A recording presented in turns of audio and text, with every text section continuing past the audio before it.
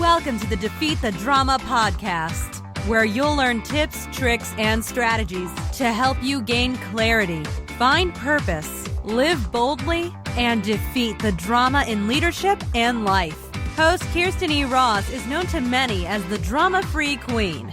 She is the undisputed expert of transformation. She'll move you from resigned, resentful, and overwhelmed to focused, engaged, and empowered. Welcome to the Defeat the Drama podcast. I'm Kirsten Ross, your host, and this is episode number 22. I'm really excited that you're here. Let's defeat some drama. Today, I'm actually going to be sharing about a personal customer service issue I had and how it possibly could have been avoided. So recently, I was at a large chain retail store with the tire center. I'll leave the name out of it. I needed 2 new tires before a trip. So I arrived by about 8 a.m. to drop off the vehicle with the simple instructions to move the front tires to the back and then replace with 2 new tires. I was told the job would be completed within about 45 minutes, and I left to begin my day. My plan was to pick it back up after some coaching calls. So approximately 7 hours later, I returned with the intent of quickly picking up my van and getting back to my day. As it sat in the parking lot, I immediately noticed the state of the tires. Not new. What was up? So the employee who had checked me in that morning walked out to greet me and announced, "We weren't able to change your tires. There was corrosion, blah, blah, blah, blah, blah." I'm not a big car person, but something about corrosion. And that would be a liability on us. So we'd need your permission to do the work. Why am I just hearing about this now? I asked him. "Well, we're not allowed to call our customers," he replied. "Anyway," he continued, "I told you I'd be done in 45 minutes and you're just now coming back. I would have told you earlier if you'd been here earlier." So all of this obviously made no sense. And according to him, it was my fault that I had not been informed sooner. And what? I was supposed to come back 45 minutes later to have the face-to-face conversation and then wait for the work to be done? Or leave again? I didn't realize he needed me to structure my entire day around being present and available for his updates. And who knew in this day and age that providing a cell phone would not guarantee efficient communication to me regardless of my location? I guess this incident is still a bit close to home. So sorry, I might be still a little sarcastic when I say that this just happened. It actually happened yesterday. So I am still kind of reeling from the from the situation. So I won't go into all the details, but there were many lies and back and forth and multiple employees talking to me and saying different things about the rules about calling customers and not calling customers. And finally, I just said, I need to talk to a manager. I mean, I think I could have gone round and round with them and not gotten anywhere. So is it even worth stating that this is not the optimal way to handle this customer situation?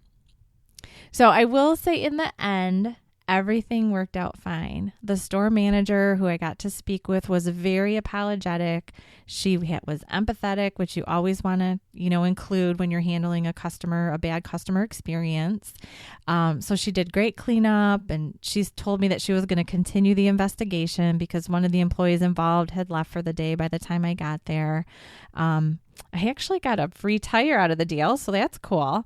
And I'm pretty sure I got at least one new podcast listener because she's obviously got some drama going on. And so when I told her what I do and that I might share this story, she wasn't too pleased that I might share the story, but she gets it. I told her I wouldn't use the name of the store. But anyway, she took the card and said she was going to share it with her manager as well. So they were out of tire. They've lost me as a customer for the future, at least for that service center. And I must add, there were no other customers in that service department during the drop-off or during the entire time I waited for it to be fixed during my second trip there. So let's see, I was in there in the morning, early in the morning, nothing happening. It was, over an hour after they opened. And then, here I am late afternoon and there's still not another car in there. So that kind of should have been a clue to me, huh? So I'm thinking that service is an ongoing issue there. So that also means that the 3 or so employees that they were paying to man that area weren't bringing in much revenue, if any. So they were at a net loss that day, I'm guessing. So this very large chain giving away a tire or paying for a few employees for unproductive time is a drop in the bucket to them. But in a smaller business, giving away what would have otherwise been a purchase or paying salaries during downtime is a much bigger deal. And in any business, having to do either of those things too often will break you eventually. So why did they create this experience? Do you think workplace drama played a role? I sure do. And how could it have been avoided? So number 1, there are hints that this company didn't hire the right people. The one employee in particular was much more interested in creating downtime for himself. Like, I really do think that, ultimately they changed the tire, no problem, no issues. So, but he was really more interested in creating downtime. I think he liked that. He didn't have to work on the car. And then he wanted to blame me for not waiting. And, he was more concerned about that than providing good service. So someone, I think, missed the boat during his interview process. You have to hire for personality, not just skills. You can't teach someone to care about your customers if they're focused on getting out of work. So ask your candidates during the interview process to share examples of a time when they went above and beyond for a customer in the past. They should have some good stories, and you know what you want to see? You want to see their eyes light up. So there's a clue. So hire well and make sure they tell you specific instances where they've exhibited the behavior that you want in your organization. So number 2, these employees hadn't been encouraged to be resourceful. So one employee made the decision to set a car aside rather than do the work, and then made the unilateral decision that he wasn't going to call me all day. So why didn't anyone else take initiative to ask about the lone car sitting in front of the empty service garage? Why did no one investigate the situation and call me? It certainly wasn't because they were busy. A resourceful team would have asked more questions and applied some logic. Someone would have called me to ask whether I'd give the go-ahead to change that tire. Teach your team to think creatively and problem solve individually or together. Make sure that your employees and leaders alike are charged with solving problems. Now, during the whole interaction, they kept referring to some manager or assistant manager of that department that had left for the day.